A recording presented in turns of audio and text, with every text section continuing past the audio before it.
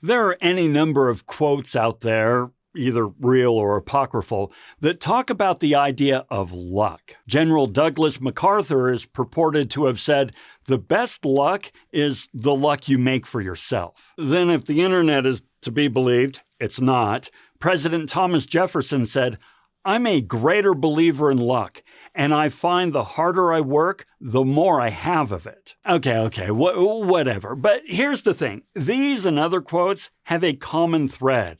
The idea that luck is not some external capricious force working upon us, but rather an environmental condition we create for ourselves by way of hard work. It's a very Western internal locus of control approach to the whole idea of luck, one which I subscribe to, at least for the most part. I believe that luck is the outcome of the convergence of several environmental factors, some external and some internal. For the most part, the external factors, well, we can't control for these, such as what family we were born into, what resources they made available to us, and, what other societal benefits and privileges we enjoyed when growing up. On the other hand, the internal factors, hard work and determination being the most quoted, well, these are within the sphere of our control. This brings me to a favorite but rarely cited quote regarding luck. It comes from a character named Beowulf in the movie The 13th Warrior. The scene takes place in the Age of Vikings and involves an altercation between two characters.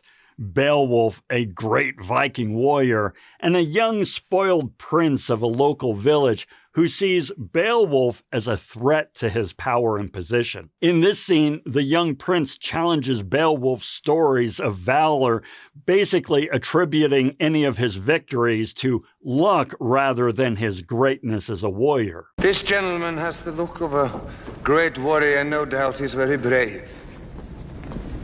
To face the Ven, he'll need some amazing luck. Luck often enough will save a man if his courage hold. Luck often enough will save a man if his courage hold. I like this line because, well, it assumes hard work, but it adds another ingredient, which is sustaining that hard work when your courage begins to falter. You see, things are not always going to go our way. We're going to run into obstacles and disappointments that are bound to, well, leave us dispirited. It's at times like these that, well, we're tempted to throw in the towel and call it a day.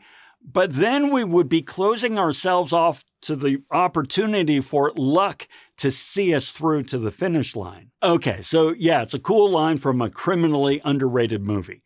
But is it actually possible to increase our odds of attracting luck? Well, here are 7 ways that I believe that we can do so. First, know that luck is out there and that with each passing day, you're that much closer to, well, running into it. Sometimes it's just a numbers game. Do something often enough and eventually you're bound to find some level of success, even if by accident.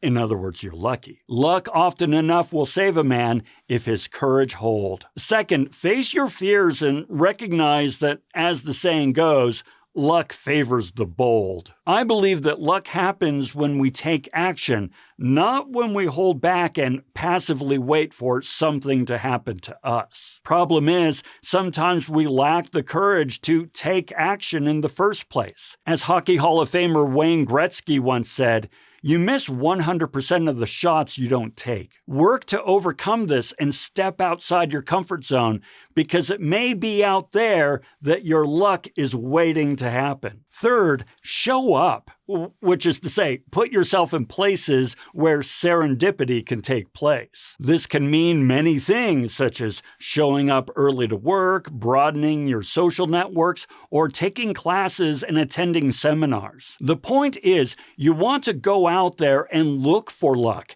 as well as open yourself up to those opportunities for luck to find you. Number 4, develop the ability to convert bad luck into good luck. In business, it is often remarked that there's no such thing as a problem, only an opportunity. Even if something is well, straight up broken, you now have the opportunity to root cause the deeper issue and resolve it and, well, make something great come to pass. When I was 12 years old, my parents divorced and my mother moved to England. So yeah, bad luck, I suppose. However, each summer and Christmas, my brother and I would go off and live with my mother in England. Then, when I was 15, I decided to move to France for a year and live with a friend of my mother's and attend a French high school. I also made other friends and basically couch surfed for the entire time that I was in France.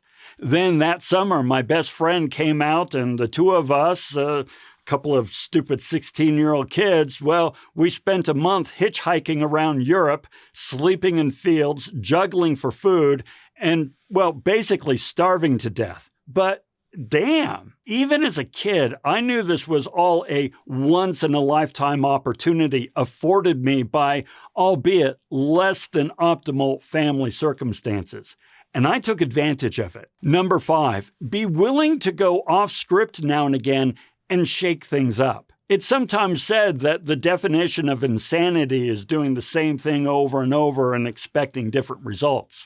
Well, if our current systems, processes, and procedures aren't delivering those moments of dumb luck, well then maybe we need to upset the apple cart and create new conditions and paradigms. In other words, let's break some shit. Number 6. Stay focused on the desired outcome, not the specific path to that outcome. If you're overly focused on a singular way of achieving your goal, then you may not be able to recognize opportunities to accomplish the very same thing, but in a different way. For example, when I left the corporate world, my goal was to write, teach, and consult. Well, the opportunity to do some contract work came up. So is this the same as consulting? Probably not. But the idea behind consulting was to choose the sort of work I do and for whom, and, well, contract work fills a lot of those boxes. Finally, number 7. Learn to recognize luck when it does occur. After all, you can't take advantage of luck if you don't see it in the first place. This is similar to adopting an attitude of gratitude.